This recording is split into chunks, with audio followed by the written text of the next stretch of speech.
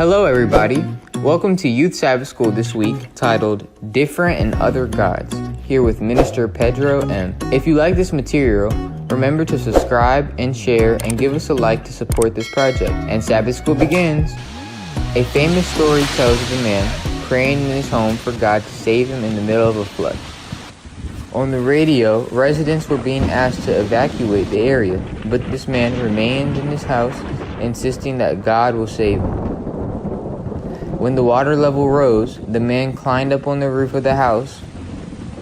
All of a sudden, a neighbor went by on his boat and asked him, "Do you want to get in the boat?"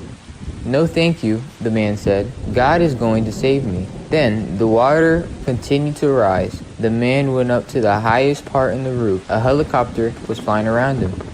From the helicopter, he heard a voice that said to him, "We're here to rescue you. We're lowering a ladder for you to climb up to the helicopter." But the man made signs to the helicopter to go away, and he yelled to them, "I prayed to God to come save me," and finally, the man drowned. When it was his turn before God on the day of resurrection, he asked God in a discontented voice, "Why didn't you save me when I asked?" And God answered him, "I sent you a message on the radio, a boat, and a helicopter. What more did you want?" This untrue story shows us it doesn't matter how difficult your situation is, God will always be there to give you a hand to help you. You only have to open your eyes to faith, believe, and wait for God to do his job. But be careful, sometimes God acts in a way you're not expecting.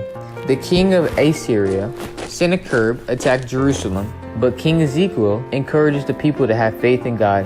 In 1 Kings 19 and 2 Chronicles 32, it tells us that 185,000 soldiers died mysteriously in one night by the hands of the angel of the God. Sennacherib had to return in his country in disgrace.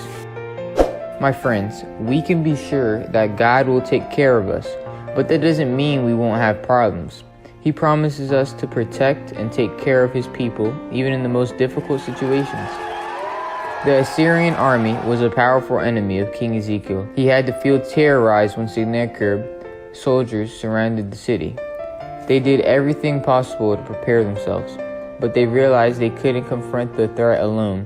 They needed the power of God. In reality, today the same thing can happen to us. We need to be prepared to confront the challenges we are presented with every day, but our final hope must be deposited in God's hand. The question is, have you given your heart to God to enjoy his special protection? Well, my friends, that was all for today. Thank you for sharing this Youth Sabbath School with this servant here, Minister Pedro M. If you like this lesson, subscribe, share, leave a comment, and give us a like. And as always, I say it is better to live knowing the truth than to die in a lie. ¡Que Dios te bendiga! Que Dios te bendiga. ¡Que Dios te bendiga! El rey Ezequías le pidió a su pueblo que tuviera fe.